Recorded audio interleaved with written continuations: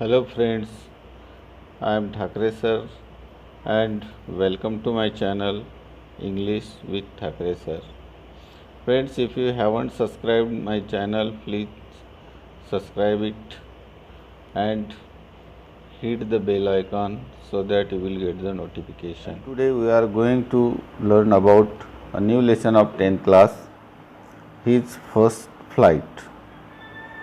Okay, so this lesson written by Lee M. O. Flaherty. So this is the writer of this story, writer of this lesson, Liam O. Flaherty. Flaherty, Flaherty. This is the writer of this story. So first flight म्हणजे पहिली उडान है ना, पहिली उडान. So first flight, and this is story about the family of, this is the story about family of seagulls, family of seagull. yes. तर ही जी कथा आहे, जी समुद्री पक्षी आहेत, सीगल्स म्हणजे समुद्री पक्षी, त्या समुद्री पक्ष्याच्या कुटुंबाची ही कथा आहे, हिज फर्स्ट फ्लाइट. आता फर्स्ट फ्लाइट आपली कोणतीही पहिली गोष्ट जी असते की नाही, आपण सगळ्यात पहिल्यांदा जी सायकल शिकतो त्याचा आपल्याला आनंद होतो. तर ही जी फर्स्ट फ्लाइट म्हणजे त्याचं पहिली उडान, त्याची काय पहिली उडान आहे ना, पहिली उडान असा त्याचा फर्स्ट फ्लाइट. नाही तर आपण तर पहिली उडान. चला तर आपण मित्रांनो बघूया first flight. The young seagull was alone on his ledge. The young seagull म्हणजे समुद्री पक्षी. आता यंग म्हणजे या ठिकाणी तरुण नाही, तर एक छोटासा समुद्री पक्षी was alone on his ledge. आता लेज म्हणजे काय, तर narrow horizontal shelf projecting from a wall or here a cliff. म्हणजे एखादी जी कडा असते, समुद्राची जी कडा आहे की नाही, तर अरुंद कडा, लेज म्हणजे अरुंद कडा, त्या अरुंद कडेवर तो एकटाच उभा होता. कोण, तर तो छोटासा समुद्री पक्षी. ऑन हिज लेज, त्याच्या अरुंद कडेवर तो उभा होता. His two brothers and his sister had already phloem away the day before. आणि त्याचे जे दोन भाऊ होते, to brothers and his sister, आणि त्याची बहीण, had already phloem away the day before, म्हणजे आदल्या दिवशी त्याची दोन भाऊ आणि त्याची जी बहीण होती ते already phloem away, had already phloem away. म्हणजे या ठिकाणी कोणत्या, तर पास्ट परफेक्ट टेन्सचा उपयोग केलेला आहे. हॅड फ्लोन क्रियापदाचं तिसरं रूप, फ्लाय आहे ना, फ्लोन. तर ते आदल्या दिवशीच उडून गेलेले होते आहे ना, ऑलरेडी ते उडलेले होते. कोण, त्याचे दोन भाऊ आणि बहीण. He had been afraid to fly with them. परंतु तो मात्र त्यांच्यासोबत उडण्यासाठी काय, अफ्रेड म्हणजे घाबरला होता. He had been afraid to fly with them. Somehow, कसं तरी, when he had taken a little run forward to the brink of the ledge and attempt to the flap his wings, he become afraid. म्हणजे इथपर्यंत वाक्य, इथं flow stop आहे. Okay, तर काय म्हणतो की he had been afraid to fly with them, तो त्यांच्यासोबत उडण्यासाठी घाबरला होता. सम हाऊ, कसं तरी, when he had taken a little run, त्यानं कसं तरी तिथून आपली धाव पकडली. फॉरवर्ड टू द ब्रिंक, आता ब्रिंक म्हणजे काय, the edge of the step place, म्हणजे त्या कडेचा काठ नाही, एकदम स्टीप प्लेस म्हणजे एकदम शेवटचा टोक नाही का, त्याला आपण टोक म्हणू. कशाचा, ह्या लेजच्या टोकापर्यंत तो कसा तरी धावण्याचा प्रयत्न करायचा, छोटीशी धाव घ्यायचा. Of the ledge and the attempt to the flap his wings, आणि आपले पंख, फ्लॅप हिज विंग्स म्हणजे पंख फडफडण्याचा तो प्रयत्न करायचा, अटेम्प्ट करायचा. ही बिकम अफ्रेड, परंतु त्याला भीती वाटायची, तो घाबरायचा. The great expanse of sea stretch down beneath. का घाबरायचा, तर ग्रेट एक्सपॉन्स ऑफ सी, ते समुद्राचं अथांग रूप बघून तो स्ट्रेच डाऊन बिनीथ, ते खाली पसरलेलं, स्ट्रेच म्हणजे ते पसरलेलं म्हणू, कशाचं तर समुद्राचं, एक्सपॉन्स ऑफ सी म्हणजे समुद्राचा तो अथांगपणा बघून तो खाली, डाऊन बिनीथ, बिनीथ म्हणजे खाली, and it was such a long way down, miles down, आणि हा खरंच असा खूप असा विस्तारलेला जो मार्ग बघून तो काय व्हायचा, बिकम अफ्रेड, तो घाबरायचा. कोण कोण सीगल, यंग सीगल, हा यंग सीगल तो घाबरायचा, तो प्रयत्न करायचा, अटेम्प्ट करायचा पंख पसरवण्याचा, कुठं जाऊन त्या ब्रिंक म्हणजे त्या कडेच्या एकदम टोकावर जाऊन पंख पसरवून बघण्याचा प्रयत्न करायचा, परंतु ते अथांग महासागर बघून, अथांग सागर बघून आणि तो मैलोन मैल असलेला मार्ग बघून तो मात्र घाबरायचा. And he felt certain that his wings would never support him, आणि त्याला वाटायचं की त्याचे जे विंग्स आहेत, त्याचे जे पंख आहेत, वुड नेव्हर सपोर्ट हिम, त्याला ते निश्चितच सपोर्ट करणार नाही, म्हणजे त्याला तो झेपवू शकणार नाही असं त्याला वाटायचं. So he bent his head and ran away back to the little hole under the ledge where he slept at night. आणि त्यामुळे काय व्हायचं की ही बेंट हिज हेड, आणि मग त्याला त्याची लाज वाटायची आणि तो आपला मान खाली घालून तो आपल्या लिटल होल म्हणजे ज्या ठिकाणी तो राहायचा त्या लिटल होल, त्या ज्या लेज असते की नाही, जी कडा असते, आणि त्या कडेला जो असणारा जो त्याचा राहण्याचा नेहमीचा जो ठिकाण होता, जो होल होता, छिद्र होता, तो त्याच्याकडे परत जायचा. Under the ledge where he slept at night, की जिथं तो रात्री काय करायचा, झोपायचा. स्लेप्ट म्हणजे झोपलं, ही स्लेप्ट झोपायचा आहे ना. आता बघा या ठिकाणी त्यांनी क्लॉजचा यूज केलेला आहे, where he slept at night आहे ना, वेअर. आता बघा इथून he bent his head and ran away back to the little hole under the ledge where he slept at night. आता हा आहे मेन क्लॉज, यालाच आपण प्रिन्सिपल क्लॉज असे म्हणतो आहे ना, आणि where he slept at night याला सबऑर्डिनेट क्लॉज म्हणतात, कारण की ह्या क्लॉजला हा तो सपोर्ट करतो ना, म्हणून याला सबऑर्डिनेट, आणि याला व्हेअरला सबऑर्डिनेटर असे म्हणतात है ना. हे रिलेटिव्ह प्रोनाउन्स आहे, त्याला सबऑर्डिनेटर असे म्हणतात. हा ॲडजेक्टिव्ह क्लॉज आहे. आपण 9व्या वर्गात क्लॉज शिकलेला आहे आणि तुम्हाला माहीतच आहे, आणि 10व्या वर्गामध्ये पुन्हा त्याचं ॲडव्हान्स रूप समोरचं फर्दर स्टेप दिलेली आहे.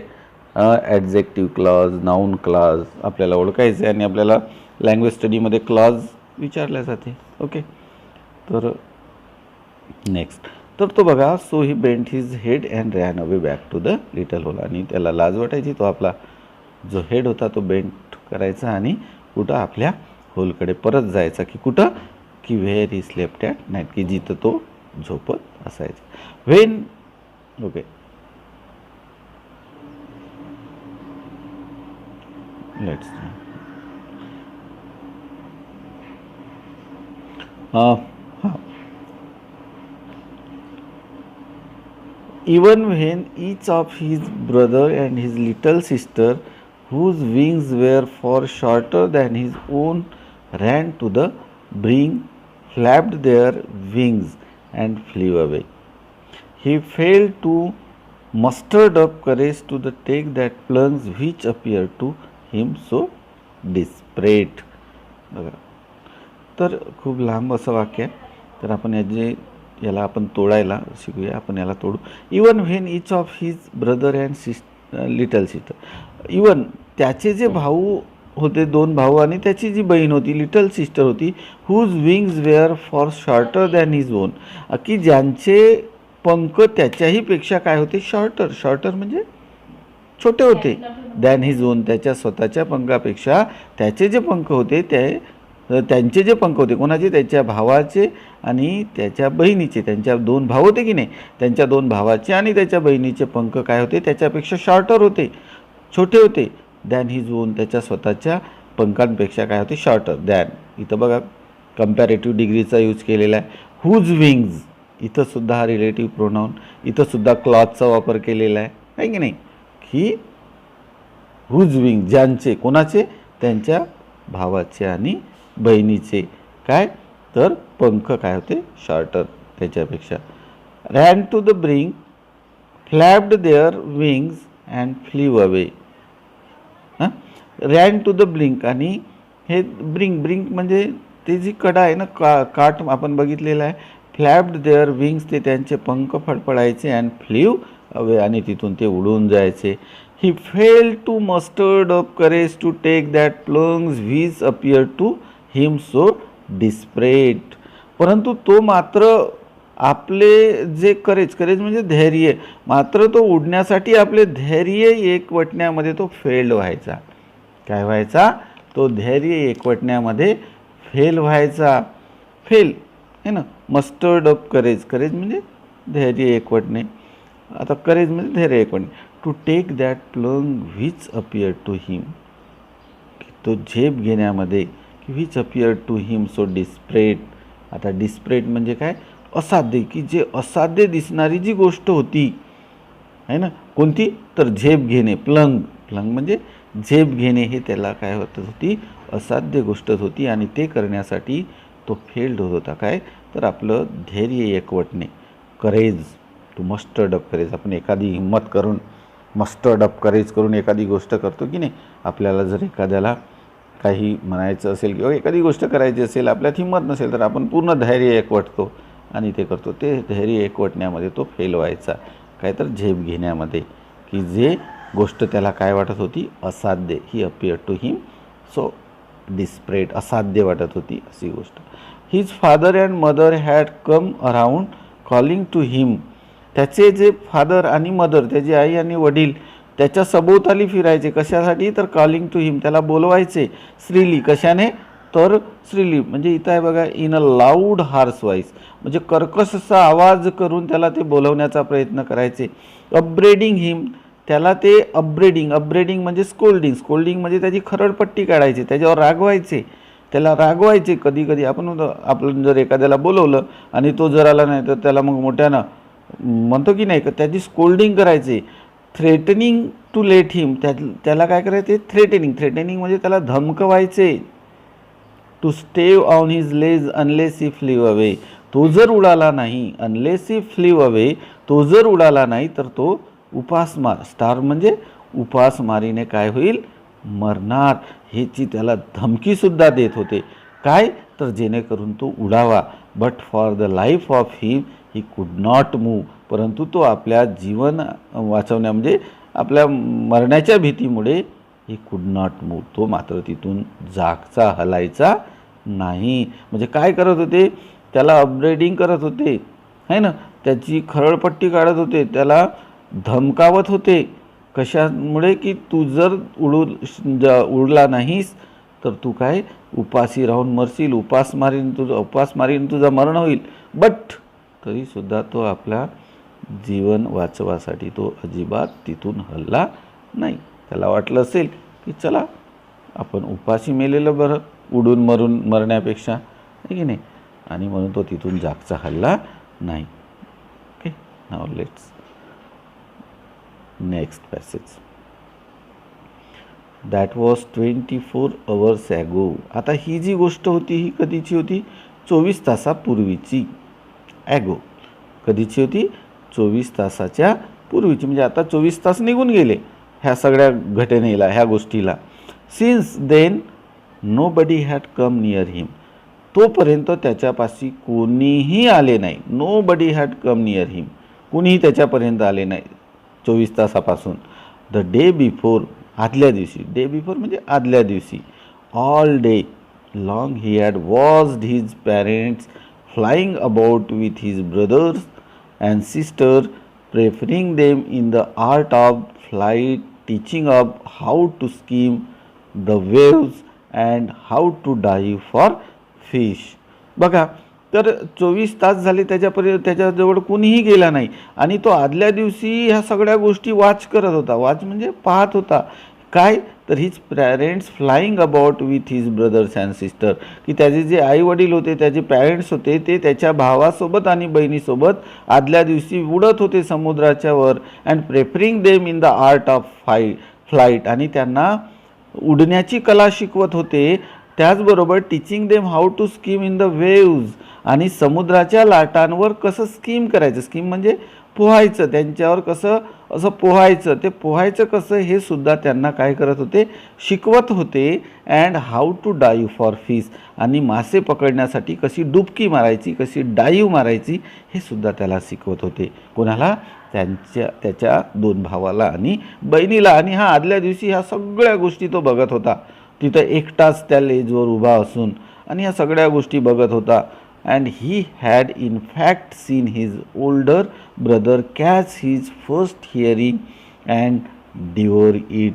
आणि इवन एवढंच नाही तर त्याचा जो भाऊ होता, older brother catch him first hearing and devour it. आणि एवढंच नाही तर त्याचा जो मोठा भाऊ होता त्याने पहिल्यांदा ती हिअरिंग म्हणजे इथं बघा, सॉफ्ट फाईंड सी फिश, म्हणजे जो समुद्री मासा होता सॉफ्ट कल्ल्याचा, त्याचा तो डिओर इट. आता डिओर म्हणजे इट अप हंग्रीली, म्हणजे तो त्याला अधाशासारखा, हंग्रीली म्हणजे तो भुकेलेला होता, तो त्याला अधाशासारखा खात होता, त्याचा फडशा फाडून त्या मास्याचा. तो सुद्धा तो त्या ठिकाणाहून त्यानं पाहिलेलं होतं.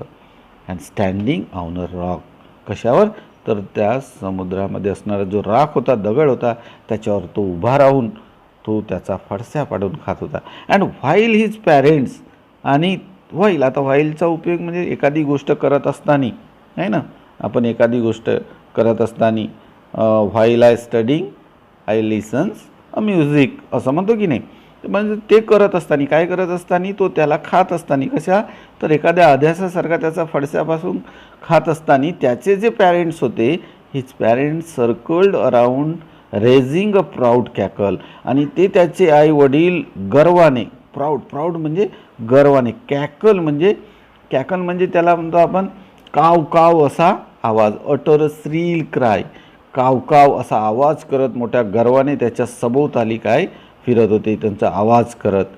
म्हणजे ते गर्व वाटत होता की बघा आमचा मुलगा पहिलाही त्यांनी शिकार करायला तो शिकला, पहिली शिकार करायला शिकला, आणि त्यांना त्याच्या आईवडिलांना गर्व वाटत होता. आपण सुद्धा आपला जर मुलगा, छोटासा मुलगा जरी उभा राहायला शिकला, उभा जरी झाला तरी आपण कसे टाळ्या वाजवून आनंद व्यक्त करतो, आहे की नाही.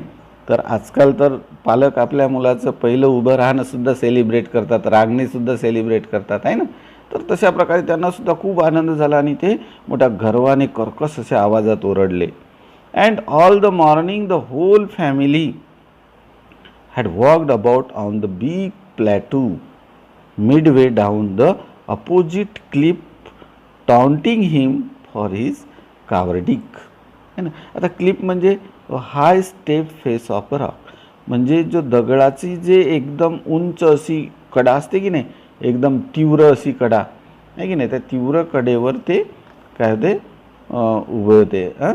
कोण, सगळं whole family. And all the morning म्हणजे संपूर्ण सकाळ, द होल फॅमिली म्हणजे संपूर्ण त्यांचा कुटुंब, had walked about on the big plateau, एका मोठ्या पठारावर. आता प्लॅटो म्हणजे पठार, तिथं समुद्रामध्ये एका दगडाचा जो पठार असेल त्या पठारावर ते संपूर्ण फॅमिली सकाळी उभी होती. And midway down his opposite clip taunting him, आणि त्याच्या एकदम अपोजिट साईडला, जशी ही एक प्लॅटो म्हणजे इथं त्याची फॅमिली असेल पूर्ण, आहे ना, आणि ही कडा आहे, ही काय आहे, कडा आहे, तर ह्या ठिकाणी असेल, तर ही पूर्ण सकाळी ते इथं उभे होती ना, हा बिचारा इथे एकटाच होता.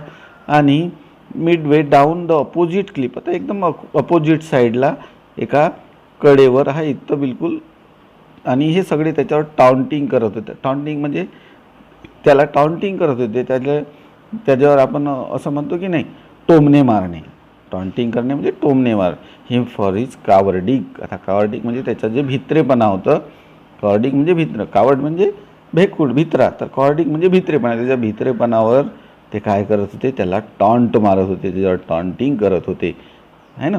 हा इथं होता आणि याचा हा जो कुटुंब होता आणि याला टॉन्टिंग करत होते, तरी पण याला भीती वाटायची उडायची, त्याच्यामुळे त्याच्यावर टॉन्टिंग करत होते की तो का बरं टॉन्टिंग करत होते, तो उडायला पाहिजे, म्हणजे आम्ही जर त्याला टॉन्टिंग केलं तर त्याच्यामध्ये एक हिंमत येईल, आणि हिंमत आली तर तो उडेल, असं म्हणून त्याच्यावर टॉन्टिंग करत होते त्याचा कुटुंब. Sun was now ascending the sky, आता जो सूर्य होता तो सुद्धा असेंडिंग म्हणजे द रेझिंग किंवा क्लाइम्बिंग हाय, रेझिंग म्हणजे तो वर चढत होता. असेंडिंगचा अँटोनाइम्स आहे डिसेंडिंग, डिसेंडिंग म्हणजे खाली येणे, असेंडिंग म्हणजे वर जाणे.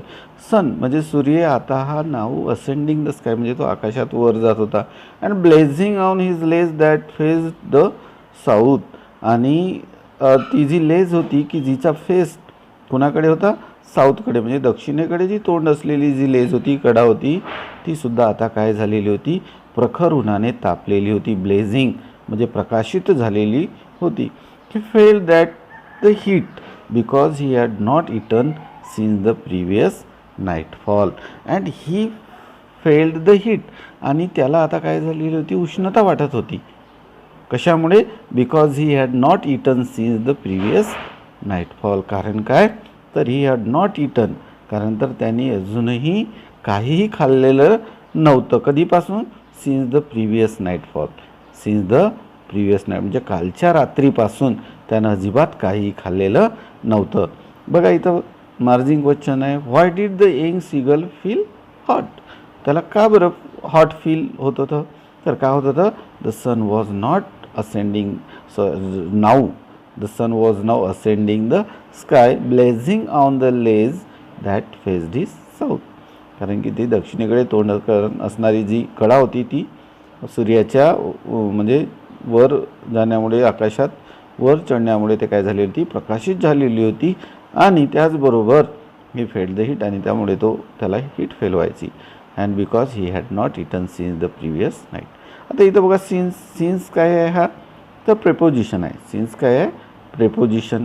आता सिन्सचा वापर कधी करतो आपण, है की नाही, तर आता आपण सिन्स आणि फॉर हे दोन्ही एका अर्थाने वापरतो. सिन्स म्हणजे पासून, फॉर. आता फॉर हा दोन अर्थाने वापरतात, है ना. सी कॉल फॉर यू, है की नाही, and this is for you, this gift for you, ह्या अर्थाने. परंतु सिन्स आणि फॉरचा अर्थ, बरं आता सिन्स कधी वापरतो, तर एखादं जर स्टार्टिंग पॉईंट दाखवायचं असेल, जसं आता मी म्हणेन, I have been learning an English since first standard किंवा चाइल्डहुड म्हणू आपण, चाइल्डहुड किंवा फर्स्ट स्टँडर्ड आहे आपण, नाही फिफ्थ स्टँडर्ड, आम्ही फिफ्थ स्टँडर्डपासून, आहे की नाही. म्हणजे सिन्स म्हणजे या ठिकाणी मी कधीपासून इंग्रजी शिकायला सुरुवात केली, आय हॅव बीन लर्निंग, मी बालपणापासून इंग्रजी शिकत आलेला आहो, आहे की नाही. आय हॅव बीन लर्निंग, कोणता टेन्स आहे इथं, तर प्रेझेंट परफेक्ट कंटिन्यूस टेन्स. म्हणजे माझी क्रिया कधी सुरू झाली होती, बालपणी सुरू झालेली होती किंवा 5व्या वर्गापासून सुरू झाली होती शिकण्याची, आणि अजूनही मी शिकतच आहो, आहे की नाही. म्हणून I have been learning and English since, तेव्हा आपण काय वापरू, सिन्स. परंतु असं जर म्हणेन की I have been teaching and English for 13 years, म्हणजे बघा मी 13 वर्षापासून इंग्रजी शिकवत आहे ना, शिकवत आलेला आहे. कधीपासून, 13 वर्षापासून. म्हणजे बघा मी इथं ड्युरेशन दाखवत आहे. काय दाखवत आहे, ड्युरेशन, कालावधी. जेव्हा आपण कालावधी दाखवतो तेव्हा फारचा उपयोग करतो. आणि जेव्हा आपण इथं आता स्टार्टिंग पॉईंट दाखवत आहे ना, मी कधीपासून, लहानपणापासून, इथं असा पर्टिक्युलर ड्युरेशन आहे का, नाही. तर जेव्हा मी स्टार्टिंग पॉईंट दाखवत आहे तेव्हा काय, सिन्स. म्हणजे एखादं जर तुम्ही स्टार्टिंग पॉईंट, कोणता, स्टार्टिंग पॉईंटपासून जर दाखवत असाल तर तुम्ही काय दाखवायचं आहे, कशाचा उपयोग करायचा आहे, सिन्स. आणि जर तुम्ही ड्युरेशन ते नंबरमध्ये, आहे की नाही. आता मी म्हणेन I have been playing cricket since morning, आणि सिन्स मॉर्निंग, तेव्हा मी काय वापरेन, सिन्स. बट जेव्हा म्हणजे I have been playing cricket for 2 hours, आता जेव्हा अवर्स म्हणतो तेव्हा मी फॉरचा उपयोग करतो. आणि जेव्हा मी मॉर्निंग, आहे ना, मॉर्निंग म्हणजे एखादा प्लेस, म्हणजे स्टार्टिंग प्लेस जेव्हा दाखवत आहोत, म्हणजे तर स्टार्टिंग पॉईंट जेव्हा दाखवत आहोत तेव्हा मी काय, सिन्सचा उपयोग करतो. तर I hope you understood the use of since and for. Okay, so let's move next. He stepped slowly out to the brink of the ledge. आता बघा, आता तो हळूहळू आपला स्लोली एक एक पाय टाकत out the brink of the ledge, म्हणजे ती जी कडा होती त्या कडेचे जे ब्रिंक, आता ब्रिंक म्हणजे एकदम टोक, तो जे टोकापर्यंत तो हळूहळू एक एक पावले टाकत तो गेला. And standing on the ledge with the other ledge hidden under his wings. आणि काय, तो तिथं जाऊन काय तर स्टँडिंग ऑन वन लेग्स, आणि एका पायावर तो उभा होता, with the other leg hidden under the wings. आणि जो दुसरा पाय होता तो दुसरा पाय त्यांनी हिडन म्हणजे लपवलं होतं. कुठं? अंडर द विंग्स, आपल्या दुसऱ्या पंखांमध्ये. दुसऱ्या नाही तर पंखांमध्ये दुसरा पाय त्यांनी काय लपवलेलं होतं, हे हाईट केलेलं होतं. ही क्लोज वन आहे, आणि त्यांनी एक डोळा बंद केला. And then the other one pretended to be falling asleep. आणि तो एका पायावर बघा उभा होता, आणि एक पाय त्यांनी कुठं आपल्या पंखामध्ये दडवून ठेवलेलं होतं, आणि तो प्रिटेंडेड करत होता. प्रिटेंडेड म्हणजे ढोंग करत होता. कशाचा? ॲज फॉलिंग स्लीप, झोपेचा जो ढोंग करत होता. कशासाठी? तर आपल्या आईवडिलांना तो, म्हणजे आपल्या वडिलांनी मला काय अन्न दिले पाहिजे म्हणून तो एका पायावर उभा राहून ढोंग करत. आपण पडतो हा बगडा जो असतो पाण्यामध्ये एका पायावर उभा असतो आणि ढोंग करत असतो. And when the little fishes come around him, या and they are wandering, but he let it be go. And when the big fish come near him, suddenly he catch it and eat it. Right? So like that. तर तशाच प्रकारे तो ढोंग करत होता त्या बगड्याप्रमाणे. त्याचे छोट्या मासे आल्या तर काय होतं, तो जाऊ द्यायचा, आणि जशी त्याला आवडणारी एखादी मोठी मासे आली तर पटकन तो कॅच करून त्यांना खाऊन टाकायचा. तसाच तो ढोंग करत होता. स्टील दे टूक नो, अजूनही, स्टील म्हणजे अजूनही, आहे की नाही,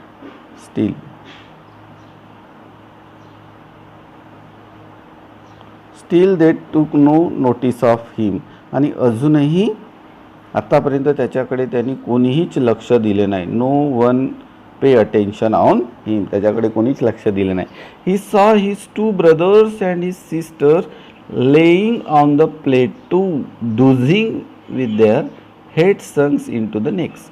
आणि अजूनही त्याच्याकडे लक्ष देत नव्हतं. आणि ही सॉ हिज टू ब्रदर्स, आणि त्यांनी तो आपल्या भावांना त्यांनी बघितलं, to brothers and his sister, आणि त्याची एक जी बहीण होती त्या बहिणीला काय करत तर लेईंग ऑन द प्लेटो, तो जो पठार होता, प्लेटो म्हणजे पठार, पठारावर ते पडलेले होते. लेईंग म्हणजे पडलेले होते, आराम करत होते. डुझिंग विथ देअर हेड्स, डुझिंग म्हणजे डुलकी मारणे, झोप घेत होते, ते डुलकी मारत होते.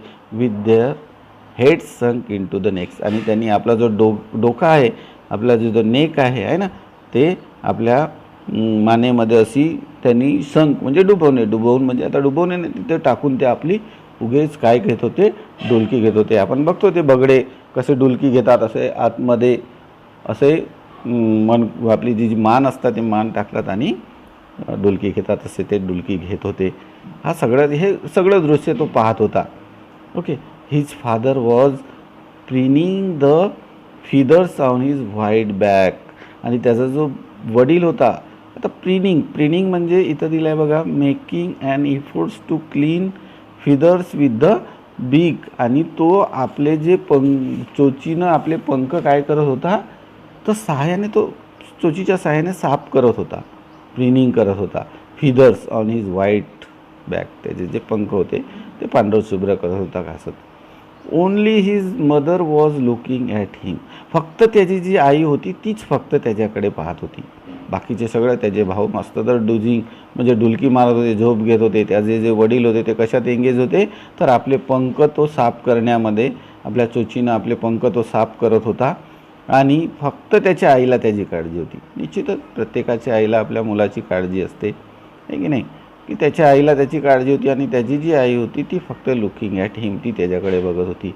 शी was standing on a little high hump on the plateau.